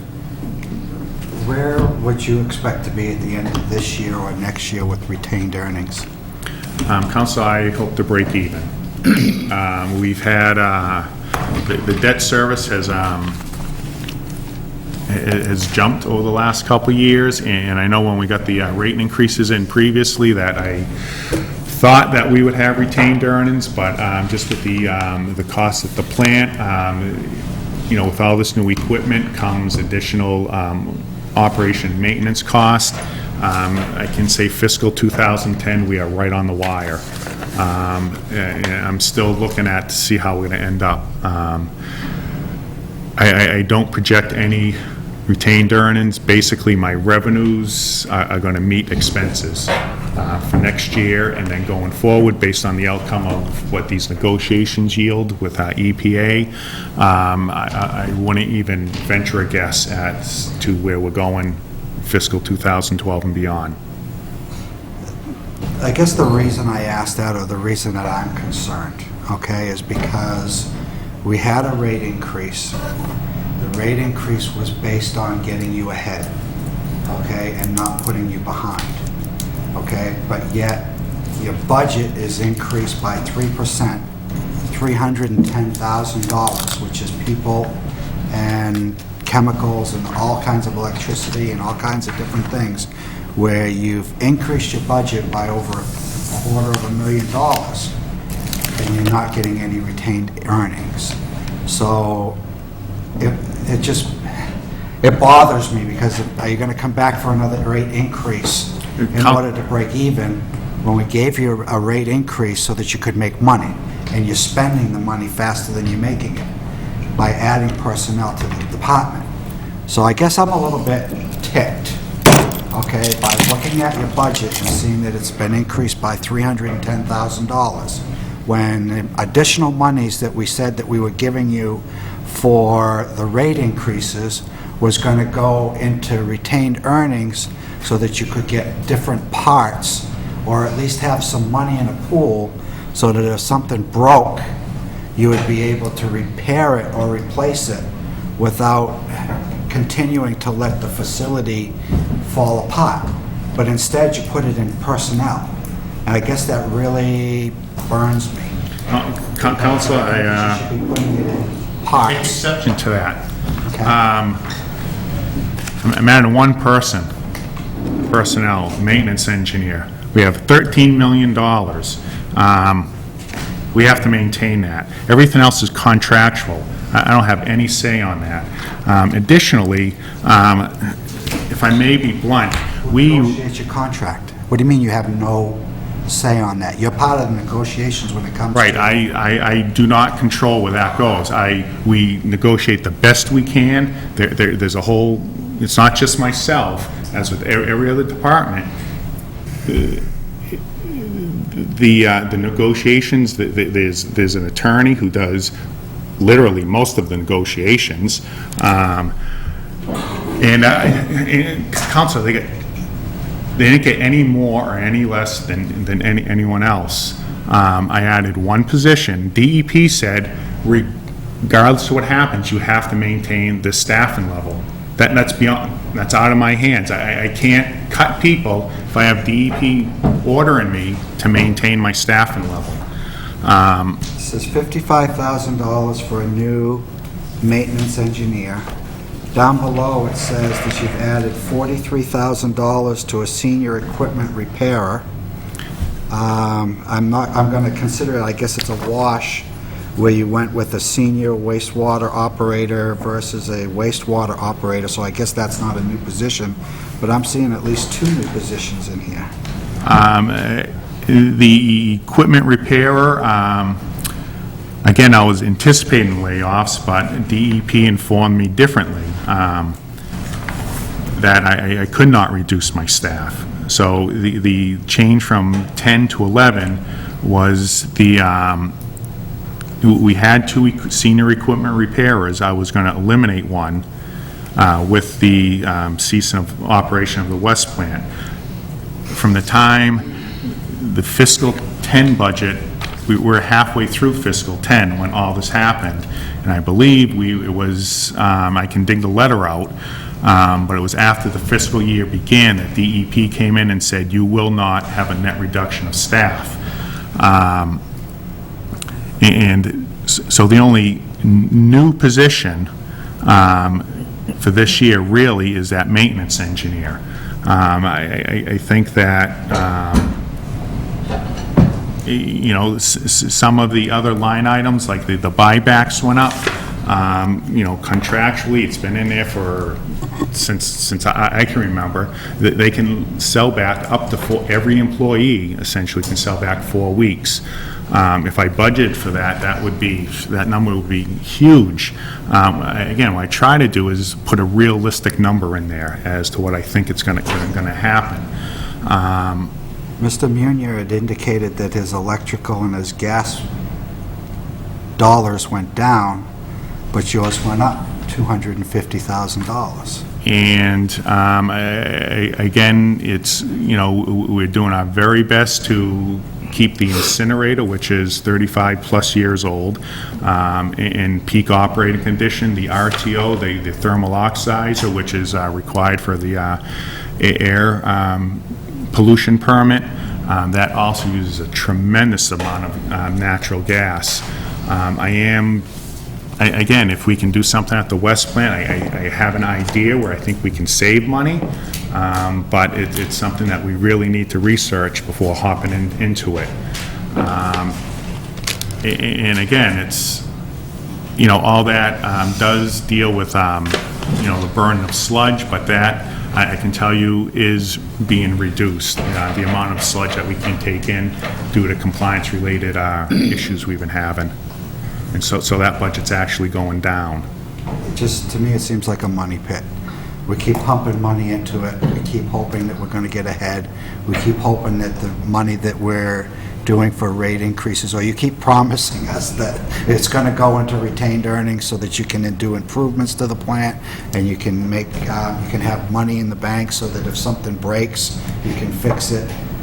But another year goes by and we don't have any money in the bank. And Council, I'm not intentionally trying to spend every nickel I can.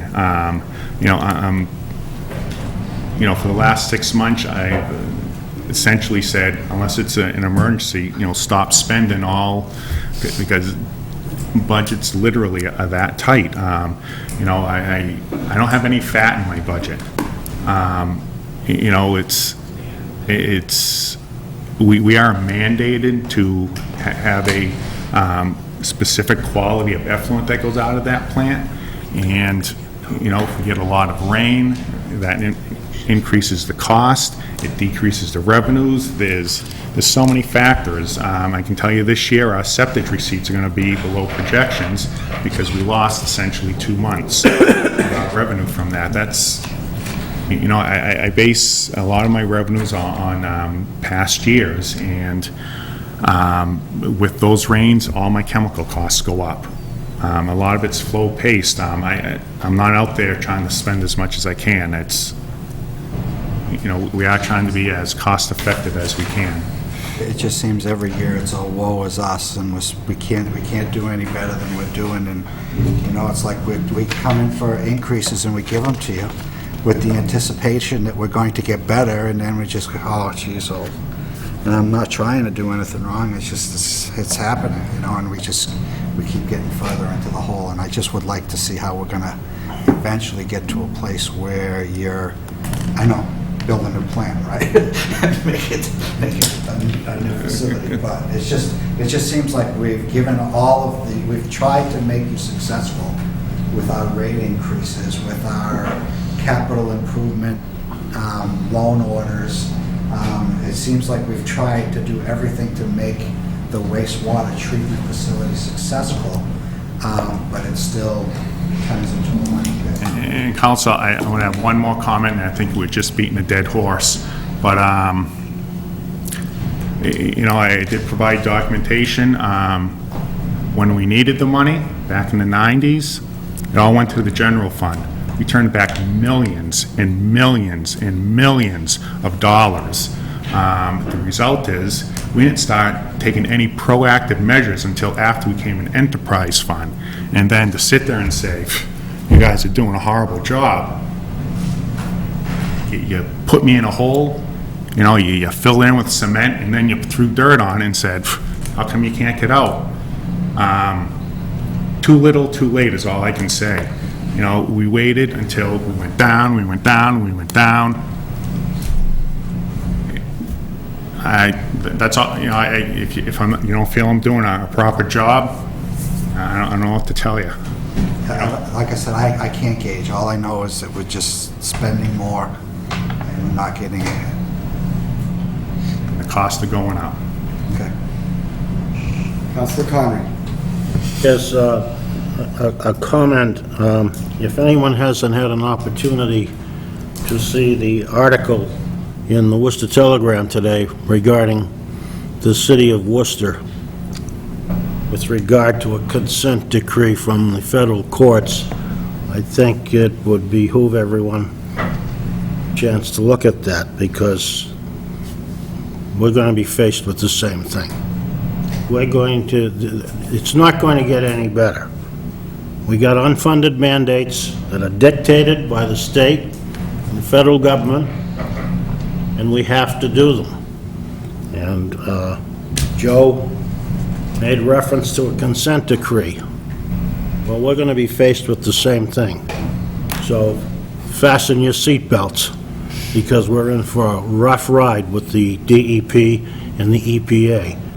Consent decree is going to come down from the federal court. It's not going to be something to push to one side. We're going to have to do it if it happens to us. So I think in preparation for what may be coming down the line, it would be, as I said, behoove everyone to take a look at that article in the Worcester Telegram today about the city of Worcester. I would like to say that I had an opportunity to visit the plant to see what our money, the taxpayers' money, did on the GRIT project. I'm not an engineer, I'm far from it, that's for sure. But I had a nice tour of the facility, saw what our money has done for that plant, and hopefully it will continue to improve. Thank you. Councilor Di Natale. Thank you. Mr. Jordan, to piggyback off of Councilor Joseph's comments, I mean, you can understand, because I agree with what he's saying.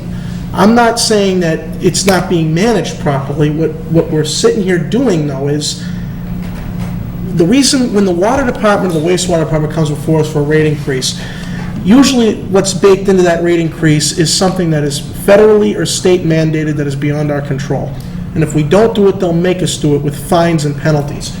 But there's also another component of, and that's for loan orders, but for rate increase requests, the one that we had a couple of years ago or a year ago was, again, the big argument that you both make is to have retained earnings at the end of the year. Now, granted, you can't see into the future, but you can understand the frustration that some of us have that we hear that that is a big selling point in getting these increases, and then they don't occur. Regardless of what the reason is or who's at fault or what, it's very frustrating to hear that, and it gives us pause for the next time we're asked for one, because we're going to be told next time both of you come to us, this will give us $400,000 this year, this will give us $700,000 next year, and then you're going to come back to us and say, well, that's not going to happen anymore. It just, whatever the reason is, it doesn't sit well with some of us that that's a critical piece of the justification, and then it doesn't happen. And I haven't been here as long as Councilor Joseph has, but I guess I can assume that it's happened more than once that this has occurred, and I'm not placing blame on anybody, but it's frustrating to see that, and I'm sure it's frustrating for you to see that, because I'm willing to bet that you don't like coming before us asking for a rate increase, because it's painful as it is to get all the flack, but you've got to understand where we're coming from here. The biggest justification point is that you're going to have money left over in the bank, and it hasn't happened. And next time we get one, the same justification is going to be asked. So people like myself, I know myself, I'm going to be very hesitant. I mean, I don't recall, I believe I voted against the last one, but next one's going to be even tougher for me to be persuaded on, because regardless of the reason, the result's not there. Now, if it's because of contractual stuff, that's one thing. But what I find very upsetting about this is that the DEP, once again, is dictating to us how to manage our department. Those environmentalist eggheads up there think they know the job better than anybody else in the city, yet they're not going to give us any funding for it. And that's at the federal level, too. Who makes them, who says they're experts? What do they know about it? They're sitting in their cushy offices, and they're dictating that we spend hundreds of thousands of dollars with no assistance. So they're telling us we can't lay off anybody, we can't consolidate. What if you consolidated to save money, but it resulted in a couple of people being gone, but you can still get the work done? They'll probably sit there and go, no, we want those two guys still back there. I mean, where's the incentive for your department to consolidate and save money if you can't do it because there's a mandate on you that you've got to spend this amount of money? It's just unbelievable to me that it's, sometimes I wonder if you're the manager or you're the co-manager. The DEP's also managing things too, because they got it all figured out up there. They're very intelligent. This thing with the last loan order we had, we were told in this council that if we don't approve it, they're going to come to us and say, you got to do it, you get fined $50,000 a day or a month or whatever. I mean, back to Councilor Joseph's point about not seeing any results that are favorable, I think a part of that reason is because of all these mandates that we have no control over. And if your department wanted to consolidate and save money, it sounds to me like they're not going to care. They want to see 15 people employed, and if there's 13, then we're going to get penalized for that. I mean, what would be the penalty if we went below by one person? Is there a penalty? I think, Council, what was driving that, and I can't speak completely for DEP, but there's a lot of work that should be getting done that is not getting done, and they want some assurances that it is being done. That I can only speculate as to why they want us to maintain that. Again, at the plant, there are some minimum staff, and I think that comes down to safety issues at the plant. We did have an open house. I thank the councilors that took the time to show up. But there's a lot of hazards down there, and, it really comes down to a safety issue. I don't believe that I don't know, I mean, I'm not going to sit here and tell you how to do your job. I don't know anything about it. But what I do know is that if you wanted to consolidate or reorganize or come up with some innovative ideas to save money and still maintain the same level of services? It sounds like there might be a barrier to doing that. I think if we could demonstrate beyond the shadow of a doubt that we could do that, that they would listen to us. And, all I can say is that a lot of the work, especially out in the collection system, just hasn't been getting done because we don't have the personnel to do it. Yes, but the loan order, the last loan order you requested, there was disagreements between the department and the DEP as to the levels of phosphorus and whatnot. Remember you mentioned that? Yes, and that's still being negotiated at this point. The last loan order was to essentially do the work at the plant. The new grit facility, I believe that was $9,300,000, something like that. I forget the exact number. But, that went to do some odor control improvements in the grit facility down at the plant. And, it wasn't just for that, but we did do $12 to $13 million of upgrades over the last 3 years. And I recall, correct me if I'm wrong, but I recall you also saying that many years ago, the wastewater department wanted to enact a capital project at one point in time, but there was a federal or state agency that said no, and then years down the road, they said, okay, now you have to do this, but it's going to cost way more money. I think there's mix and match on a couple things. What they said is that they want us to do 100% separation to comply with combined sewer overflow regulations. And at the time, the city said, we think we can do that without 100% separation. And as this was prior to me, but my understanding is that they looked at the rates here in Fitchburg. They were very, very low. They said you can't afford to do 100% separation, and they were focused on that. The city did give a counter-proposal which EPA did reject, and we've been basically fighting that issue ever since, and that's what this meeting in June 29th is a continuation of that. The Capital Improvements Fund was something that was requested by one of my predecessors, Peter Hughes, who realized that we were generating a lot of money with the incinerator, but in order to keep generating that, we needed to do some maintenance on it, and it was requested that we retain some percentage, some small percentage of the money being fed back into the general fund to do these projects. And at that time, the council at the time rejected that.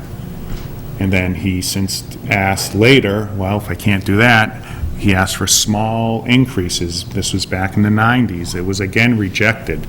And, this went on until 2000s, 2002, 2003, which we got 60 cents, and that basically covered the cost of the first 3 separation projects. So we never had any increases for O&M cost until this last big round, which started in 2005. What would it cost to replace the incinerator burner? Well, it's more than just the burn, it's the whole incinerator. I'm seriously looking at that because we're spending on average $100,000 to $150,000 a year on that, not to mention the cost of fuel to run the RTO. There are different incinerator technologies out there that would not require the use of an RTO. What I would like to do, and what I'd like to do at the West plant, is to perhaps relocate the incinerator up there with this new technology. And, that's one small piece of the puzzle. I have a thought that we would need to look into with a little more detail. But I have a thought to how the West plant could be, I think, a moneymaker, but again, it would have to be researched. And it could have a positive cash flow, and it would create some green energy, as Councilor Starr. When that point in time comes where another rate increase is going to be requested, you can understand why some of us are going to be skeptical of what we see because of past history. And regardless of what the reason is, there better be a presentation that shows why last one didn't do what we thought it was going to do, and here's the list of costs that went way up over what we thought they were going to be. I guarantee that's going to happen next time, because Councilor Joseph's absolutely right. This is going to, in my mind, give us pause even more the next time we get a request, with that being a central piece of the justification. Thank you. Councilor Reynolds. Mr. Jordan, I did take advantage of your kind offer to come down and view the plant. And I must say that where I was a skeptic prior to that, I'm a convert. And I'm actually grateful that you're the man in charge there, because I think that you're sensible, you have your feet on the ground, and I think our problems are huge. And I think there's years of neglect that we're now paying for, and I thank you for your efforts, and you have a full supporter in me. Thank you, Counselor. Any other comments or questions regarding the wastewater enterprise? Thank you, Mr. Jordan. Thank you, Counselors. Councilors, before we adjourn, I'd just like to bring two things to your attention.